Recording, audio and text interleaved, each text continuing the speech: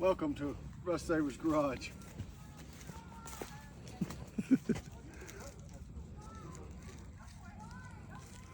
We're back where we started, I think. Aren't we? So what we got here is obviously a 67 Impala. This is a plain Jane 67 Impala. It's not a Caprice or anything, so it's got the slant back, I guess you'd call it, or super sport back, but this is not a super sport car. Anyway, I picked this car up a long time back. A friend of mine and I went down to Viola, Tennessee, which is getting close to the Alabama state line, and this thing was down in a muddy swamp. And the guy did not want us filming on location for whatever reason. He was down on a big farm down there, way out in the middle of nowhere.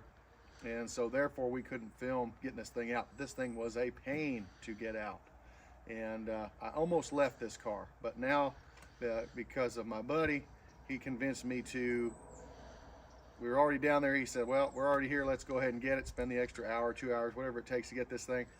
He was the one that talked me into getting this car, and I'm glad that I did, and we pursued it, and here it is. But if you'll come over here and look, this thing is full. It's just a mess.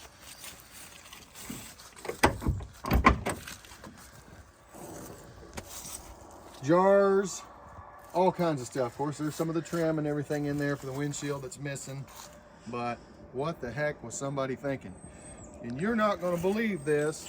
This car is solid underneath. I mean rock solid. The original floor pans and the original trunk pan are still in this car, which I could not believe because this thing was basically sitting down there close to a creek with running water, and it's just unbelievable how solid this thing is underneath to have all that junk in there. But we're going to try to get that cleared out, and hopefully you'll notice a huge difference.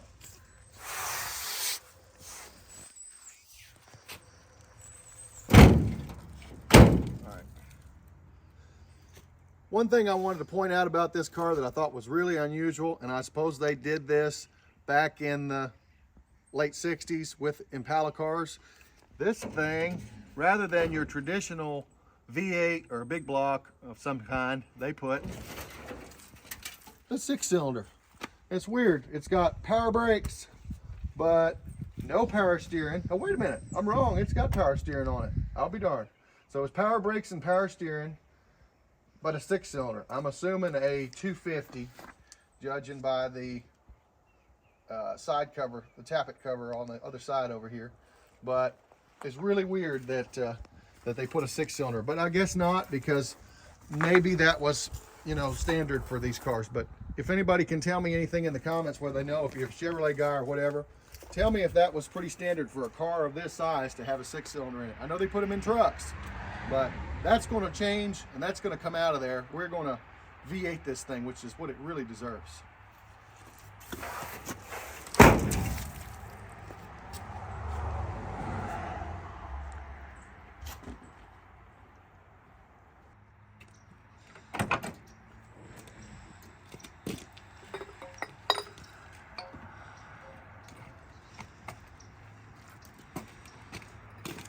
This looks like it's going to take a really long time.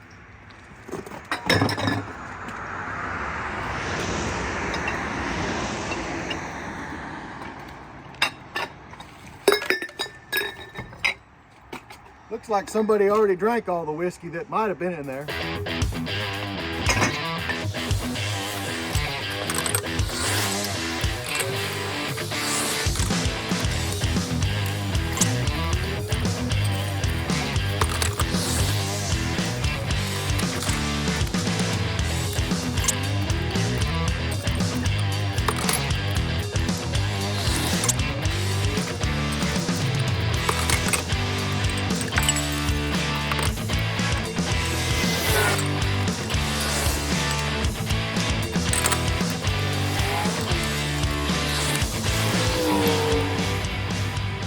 Somebody's really, really drunk up there in that hollow. I mean, there's a lot of liquor that's gone.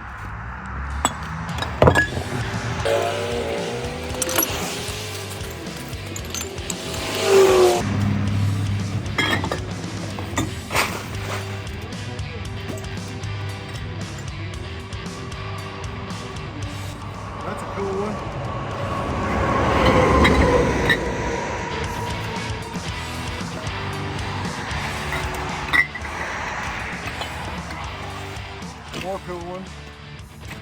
I think I'll save these. They're kind of cool. I think that's mason jar top, maybe. I don't know what they were thinking, but they had a lot of jars.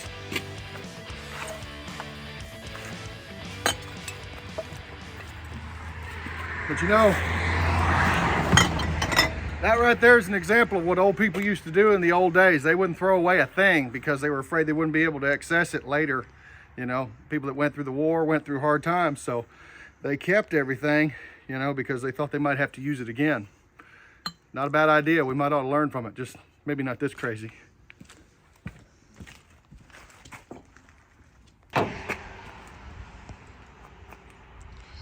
Yeah, it's like they forgot some moonshine.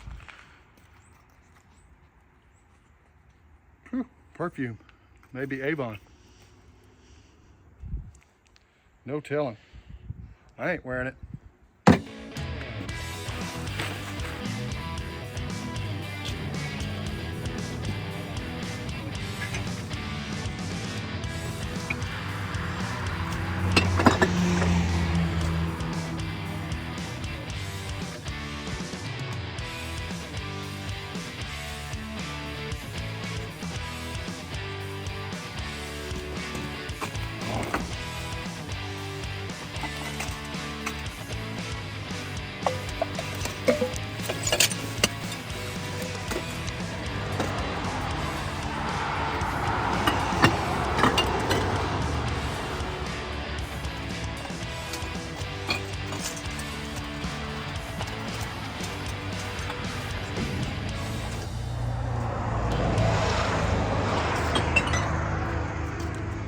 Mess is about over with, hopefully.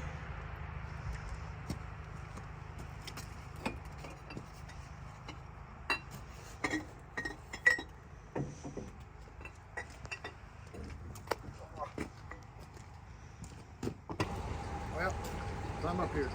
Come up here and get it. Sorry to the mason jar people. These ain't really mason jars anyway, but these have got to go.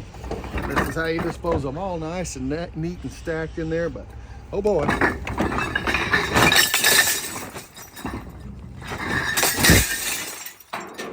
a mess. Let's unleash bomb number 2.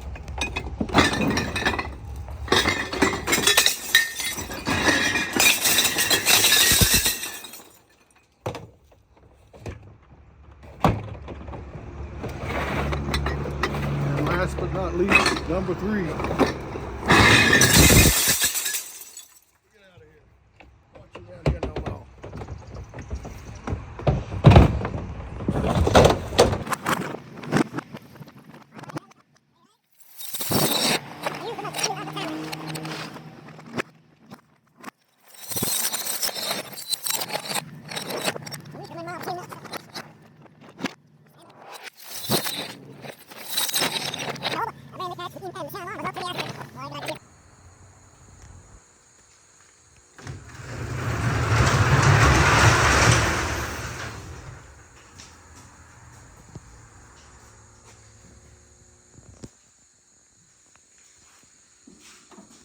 So as you can see, we got all the interior and everything stripped out of this old gal, and it still has floor pans in it, which is amazing. There's a few weak spots here and there, but overall, it's actually in really good shape.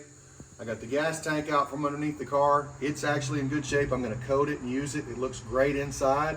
And then this old 235 6-cylinder, which I figured out, that's what it is, to the best of my knowledge. Somebody stabbed that thing in there with a 50s 2-speed power glide beside of it, or behind it, transmission wise, which is really strange because I have my suspicions that this is an original 327 automatic car, because a friend of mine stopped by here yesterday and looked in the shadow of the emblems that used to be on the front up here on the fenders, and it says 327. I've not decoded the cal tag yet to figure that out, but to our knowledge, I think it's going to be a 327 car, but we're going to find out.